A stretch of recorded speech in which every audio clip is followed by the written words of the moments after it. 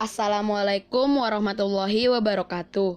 Nama saya Muhammad Arjuna Putra Hartanto dari kelas 7E nomor absen 16. Kali ini saya ingin mempresentasikan materi pelajaran akidah akhlak mengenai kisah Ashabul Kahfi.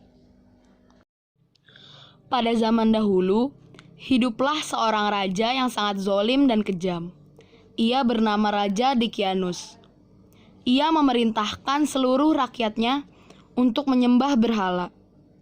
Apabila ada yang menolak, ia tidak segan-segan untuk membunuh mereka. Di tengah-tengah masyarakat, ada 7 pemuda soleh yang menentang kepemimpinan Raja Dicyanus.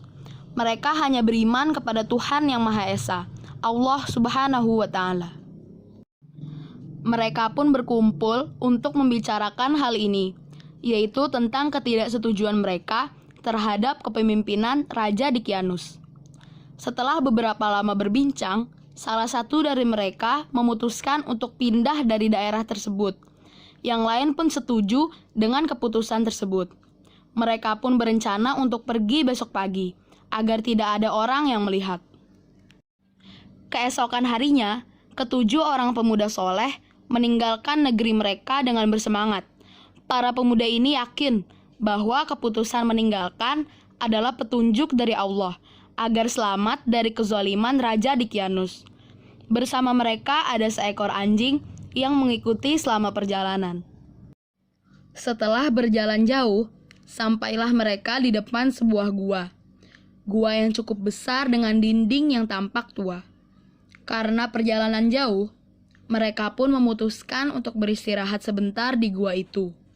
Tetapi mereka masih kurang yakin apakah aman atau tidak di dalam sana. Salah satu pemuda pun masuk ke dalam gua untuk memeriksanya. Tak lama kemudian, dia keluar dari pintu gua dengan tersenyum. Ia pun memberitahukan bahwa di dalam aman dan menyuruh yang lain untuk masuk ke dalam gua. Sesampainya mereka di dalam, mereka pun berdoa untuk mendapat perlindungan dari Allah, sebagaimana yang disebutkan dalam ayat ke-10 surat Al-Kahfi. Ketika para pemuda itu beristirahat, Allah menunjukkan kuasa-Nya dengan membuat mereka tertidur selama 309 tahun. Seperti yang disebutkan dalam surat Al-Kahfi ayat ke-25. Pintu gua menghadap ke sebelah utara, sehingga sinar matahari tidak bisa menembus ke dalamnya. Dengan begitu, orang dari luar mengira bahwa gua ini tidak berpenghuni. Sedangkan anjing yang mengikuti mereka berada tepat di depan pintu gua. Tak terasa 309 tahun telah berlalu, Allah membangunkan ke-7 pemuda soleh ini dengan tubuh utuh seperti sebelum mereka tertidur. Mereka pun tidak tahu berapa lama mereka tertidur.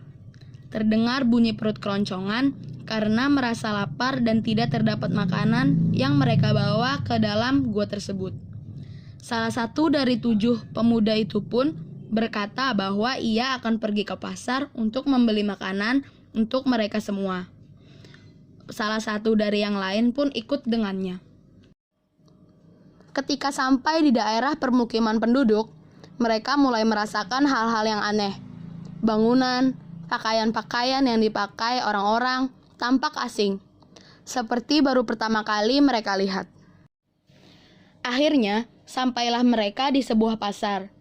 Mereka ingin membeli roti gandum dan buah anggur. Penjual itu pun menyerahkan pesanan kedua pemuda di dalam gerabah yang besar. Pemuda ke-1 mengeluarkan uang perak dari saku bajunya. Penjual gandum itu terheran-heran melihat uang dari pembelinya. Penjual itu pun mengatakan bahwa uang perak itu sudah lama sekali.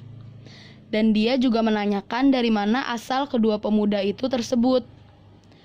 Karena dia baru pertama kali melihat anak muda seperti mereka berbelanja di pasar itu. Kedua pemuda itu pertama bingung mendengar perkataan si penjual. Mereka pun bertanya, memangnya sekarang tahun berapa? Ke penjual. Penjual pun menjawab bahwa uang perak tersebut merupakan uang zaman dahulu. Mereka pun tersadar bahwa mereka sudah tertidur bertahun-tahun lamanya. Penjual gandum semakin bingung mendengar percakapan pembelinya. Tanpa sadar, tingkah mereka menjadi sorotan orang-orang di pasar. Ketika sadar bahwa mereka menjadi pusat perhatian, kedua pemuda itu bergegas untuk meninggalkan pasar. Beberapa orang di pasar pun bertanya kepada penjual gandum tersebut, "Siapakah pemuda itu?" Penjual gandum tersebut pun menjawab bahwa ia tidak mengenalinya. Tetapi dilihat dari uang dan pakaian yang mereka gunakan, terlihat bahwa mereka merupakan manusia dari beberapa abad yang lalu. Ia yakin mendengar bahwa mereka mengatakan telah tertidur selama beberapa tahun. Beberapa orang di pasar tersebut pun terkejut dan mengatakan bahwa tidak mungkin mereka masih hidup sampai sekarang. Salah satu dari mereka pun berencana untuk melaporkan pemuda asing tadi kepada sang raja. Yang lain pun setuju untuk melaporkannya kepada sang raja. Setelah beberapa abad berlalu, negeri yang dulunya dipimpin oleh raja yang zalim berganti dengan raja yang baru, yakni raja yang adil. Salah seorang penduduk dan penjual gandum menghadap raja untuk melaporkan kejadian di pasar tadi. Kemudian sang raja menyuruh pengawalnya menelusuri kepergian pemuda asing tersebut sampai ke gua.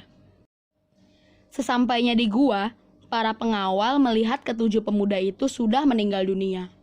Kemudian para pengawal pergi ke negeri mereka untuk melaporkan kepada raja. Raja pun meyakini bahwa cerita tentang ketujuh pemuda soleh yang hilang pada masa pemerintahan Raja Dikianus itu ternyata sungguh ada. Raja pun menyuruh pengawal untuk membawanya ke sana menemui para pemuda tersebut. Sesampainya di depan gua, tampak seekor anjing besar mati di depan pintu gua. Raja beserta para pengawal masuk dan melihat ketujuh pemuda itu sudah tertidur untuk selama-lamanya. Wajah mereka tersenyum. Sang raja pun mengatakan bahwa inilah bukti bahwa hari kiamat sungguh nyata, dan meminta maaf kepada Allah yang sempat tidak mempercayai adanya hari kiamat. Dan sesungguhnya kami termasuk golongan orang-orang yang zalim. Seperti firman Allah Subhanahu wa taala dalam surat Al-Kahfi ayat ke-21. Demikian akhir dari kisah ini. Ashabul Kahfi adalah julukan bagi para pemuda soleh penghuni gua yang tertidur selama 309 tahun. Dari kisah ini, Allah Subhanahu wa taala memberikan beberapa pelajaran. Di antaranya, pertama, kita harus berani mempertahankan keimanan walaupun nyawa menjadi taruhannya. Kedua, Allah akan menyelamatkan orang yang memperjuangkan keimanannya. Ketiga, hendaknya kita tidak mengingkari adanya hari kiamat. Semoga kisah ini mempertebal keimanan kita kepada Allah Subhanahu wa taala. Amin. Wabillahi taufik walhidayah. Wassalamualaikum warahmatullahi wabarakatuh.